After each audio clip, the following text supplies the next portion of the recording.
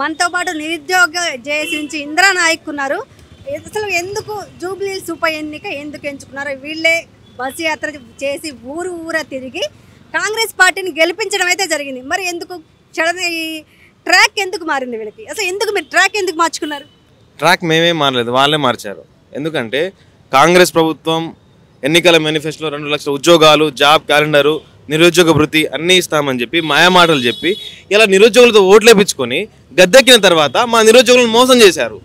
మీరు ఇచ్చిన 2 లక్షల ఉద్యోగాలు మరి ఎవరికి ఇచ్చారు? మాకైతే రాలేదు. లిక్కర్ నోటిఫికేషన్లు వస్తున్నాయి, మీ ఎమ్మెల్యే నోటిఫికేషన్లు వస్తున్నాయి, ఎమ్మెల్సీ నోటిఫికేషన్లు వస్తున్నాయి, కానీ మా నోటిఫికేషన్స్ రావట్లేవు. ఎందుకు రావట్లేవు అంటే ఇక్కడ క్లియర్గా అర్థమవుతుంది, మా ఉద్యోగాలను వీళ్ళు అమ్ముకున్నారు, మా ఉద్యోగాలను వీళ్ళు కొనుక్కున్నారు అంటే వాళ్ళు అమ్ముకున్నారని చెప్పేసి క్లియర్ కట్గా అర్థమవుతుంది. మీరు కనుక 2 లక్షల ఉద్యోగాలు ఇచ్చి ఉంటే మేము ఈ రోడ్ల మీద తిరగాల్సిన అవసరం లేదు.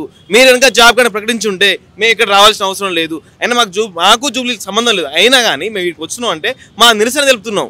ఎందుకంటే మీరు 2 లక్షల ఉద్యోగాలు ఇస్తామని చెప్పి ప్రతి సభలో మాట్లాడిన రేవంత్ రెడ్డి గారు ఇలా బస్తీల గురించి, బస్తీ రేషన్ కార్డుల గురించి మేము ఏమడుగుతున్నావు, నువ్వేం మాట్లాడుతున్నావు? మాకు ఇవ్వాల్సిన 2 లక్షల ఉద్యోగాలు ఇవ్వు ఫస్ట్. నువ్వు ఎన్నికల మేనిఫెస్టో 2 లక్షల ఉద్యోగాలు యూతే మాకు మెయిన్ టార్గెట్ అని చెప్పేసి మాతో ఓట్లేపించుకొని గద్దెనెక్కి నువ్వు మాకు వ్యతిరేకంగా మాట్లాడుతుండే అలా. అరే ఎక్కడ పోయినా కూడా 60,000, 70,000, 80,000 ఎవరికి ఇచ్చినావు? ఎవడమ్మ మూడికి ఇచ్చినావు నువ్వు ఉద్యోగాలు? మాకైతే ఇవ్వలేదు. మేము చదువుకున్న వాళ్ళం, మేము తెలిసిన వ్యక్తులము, మాకు అవగాహన ఉంది. నువ్వు ఇచ్చిన నోటిఫికేషన్స్ పాత బీఆర్ఎస్ నోటిఫికేషన్స్ ఇవన్నీ మాట్లాడుతుండే. ఎవరైతే మాట్లాడుతున్నారో పేడ్ ఆర్టిస్టులని, ఆ ఆర్టిస్టులని, మీ దగ్గర ఉన్న డ్రామా ఆర్టిస్టులు రియాజు, బల్మూడి వెంకటు, ఆకునూరి మురళి, కోనరాము, మీ దగ్గర పేడ్ ఆర్టిస్టులు, మా దగ్గర లేదు. ఏ పార్టీ అధికారం వస్తే ఆ పార్టీకి వెళ్ళడం, ఏ పార్టీ అధికారం ఉంటే వాళ్ళ కొంగు చాటుండడం మాకు అలవాటు లేదు.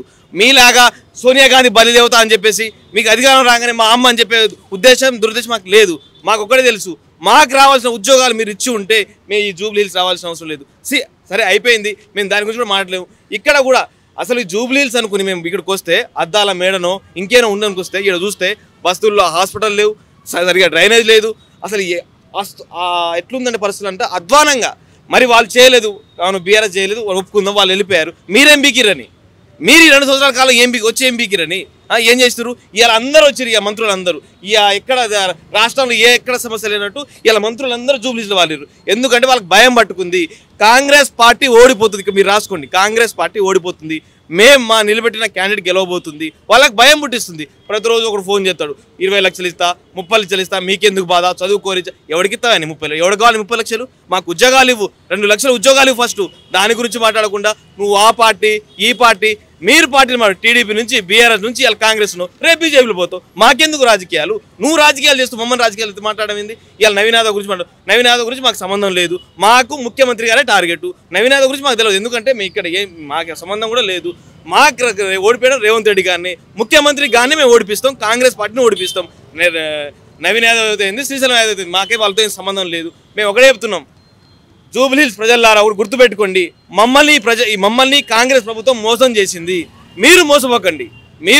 అబద్ధపు హామీలతో, తప్పుడు ప్రచారాలతో, ఫేక్ న్యూస్లతోటి ఈ కాంగ్రెస్ పార్టీ అందరినీ భయపెట్టిస్తుంది.